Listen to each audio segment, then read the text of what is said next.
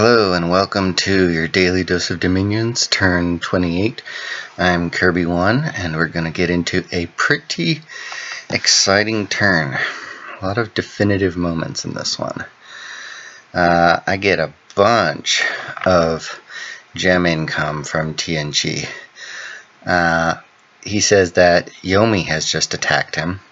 So he's at war with Niflheim and doing a very successful invasion. And then also he gets attacked by Yomi. I don't know if this was like a backstab or if they just never had a non-aggression pact or whatnot, but Yomi did decide to join in on all the action, just not exactly on the side I would have hoped for. No magic, no magic, no magic. 2 magic sites. Mudfields is Earth, and I think this is Astral, maybe Earth and Astral. We'll take a look at that if I can remember to do that. Hinnom invades as he continues to do. The TNG and Niflheim have a battle here. We'll look at that in a second. And Airmore sends a weird composition of guys against my Zots. It's not super effective. Apparently somebody found a silver sarcophagus. This is slightly aggravating and annoying. What are you gonna do? So Kailasa is damaged, but the World's Teeth Mountain is breached. So 200 Airmorians are going to be pouring into that breach next turn, unless I can do something about it. And now we will watch this battle. Why will we watch this battle? Because this battle is a Pretender, Jarl, and a handful of giants who are actually not going to be scripted to Guard Commander because there's more than 5 of them, and a pretty substantial force from TNG.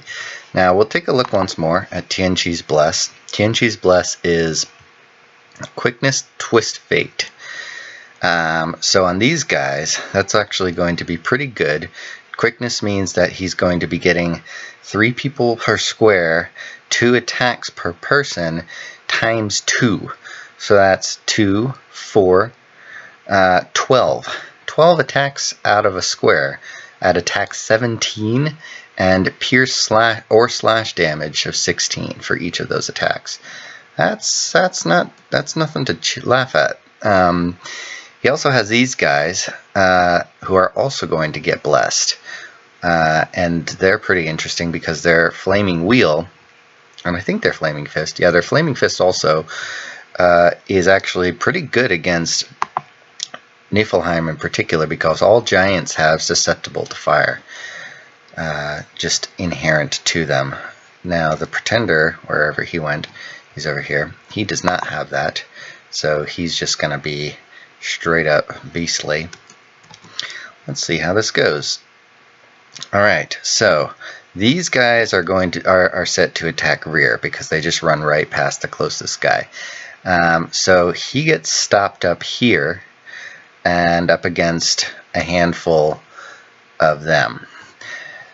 Then he puts down flaming arrows, and that is huge. These guys set up a pretty interesting moon-shaped concave around him and are all shooting flaming arrows at his Pretender. Now he's got protection 20, high morale, massive strength, quickness, berserker, but even from this many archers, this close range with flaming arrows, he just he's gonna die. So he dies. He loses his Pretender. Now he's got his Jarls left, but that's a lot of Warriors of the 5 Elements still.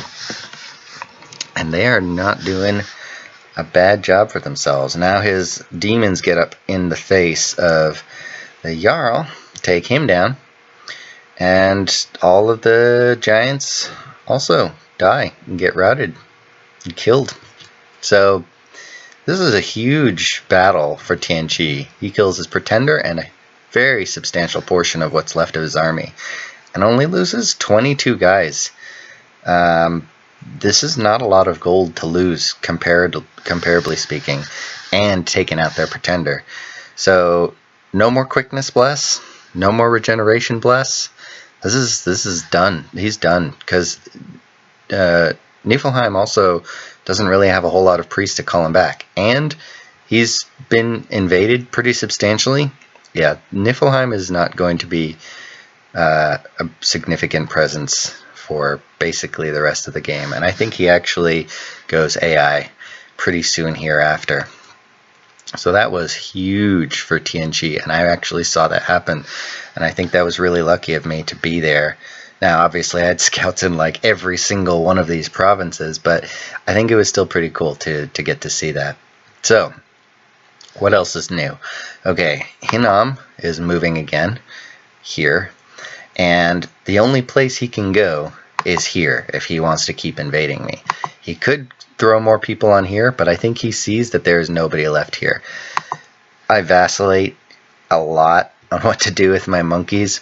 I think what I decided is, okay, I wanted to evacuate and maybe throw them in here to hold the walls, but he broke this, and I actually want him to enter and face my monolith so that I can get rid of that. And so what I was thinking is, I send a message to Airmore. I say, hey, you know, remember that thing I said about invading me? That was all fun now, but I think I can actually maybe survive if I do something. Hinam's dropped out. Or sorry, not Hinam. Helheim's dropped out. Hinam is still around, but I might be able to beat him back if I can stop having to fight you and focus on him. Then I might be able to drive Hinam out, because he's the only person I'm fighting now. So he broke my siege. He broke my fort, and I know he's going to storm here. I can't really stop him from doing that because of the turn delay of sending messages. So I'm going to let him come, and then I'm going to hold the line with these guys, with my pretender right up front, and with everybody else just basically all on him and holding the line. And then mine burn spam. What else is he doing? Elementals, yeah. So if I can hold here, drive Airmore off with substantial casualties to him and not to me, that might convince him with this message to say, hey, you know, maybe stop fighting me and I can move on to other things. We'll see. In the meantime, I'm going to go for this throne as well. If Airmore doesn't stop fighting me, this would be a nice fortress for me to take. And he has very few people on it. So I'm thinking, hey, maybe I could do that. Now this is actually twofold reason for doing this. One is because I can take this throne. If I can take this throne, that would be great. And two, if he moves his army here, he will not see my army here. He will see nothing here. If I do take this throne with hopefully minimal casualties, I will have an army here that will then move back here when he moves from here to here, and hopefully catch him and wipe him out. So he will think I have nothing here, when in fact I have guys one turn away and wipe this army out. Then if I beat these guys, I can teleport my pretender here and maybe hold this off as well. So yeah, that is my plan. So far, Helheim has decided not to keep attacking me, probably because he and Hinam have an agreement that Hinam's like, I'm going to go this way, and this is the only way we can both go, so you just stay over there. And probably also Helheim might be fighting Yomi as well, I don't know. I can't really see everywhere, and so this is what I've been watching. I have decided to move my scouts away now because I think this is pretty much done. I have nothing more to worry about from Niflheim, so that's great. And let's see what I'm scripted to do here. Okay, I've got my elephants to attack rear, so they're supposed to just run right over the barbarians and through them, if they last that long. These guys will also attack rear, circle around, and maybe snipe any of the wizards. There are gonna be wizards here. I mean, come on. It doesn't say there are, but there are. We all know there are. And I think I also scouted it as well. And then they will attack closest, and they will... I keep having them attack closest. I don't know if it... Yeah, you know, the reason I have them attack closest is because if they're throwing rocks, the rocks can hit my guys, and I don't actually like that happening. We've got Sailor's Death. We've got Earth Might. I guess those are okay things. I really don't have Alteration, which would be giving me a lot of other really cool things to do with these guys. If I had, like, well, Alteration, but also Enchantment. Enchantment is also really good for regeneration. And, like, yeah, Strength of Giants.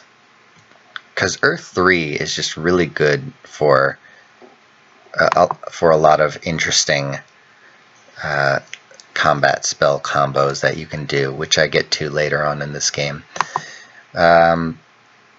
So yeah, that's what I'm going to be doing. Mercenaries, none for me. Yeah, nobody's going to be able to get this guy until they get in the water, which I suppose could do, but the water's not really contested, so yeah. And that's about it. I'm scouting here. Yeah, he's got guys there. Yeah, okay. That's enough of that. I think you get the general gist of my strategy. But what you are looking at is like my lowest point. This is basically as small as I get right here. You remember I had like all of this and all of this. That was the height of my empire, and now this is the Dark Ages pretty much.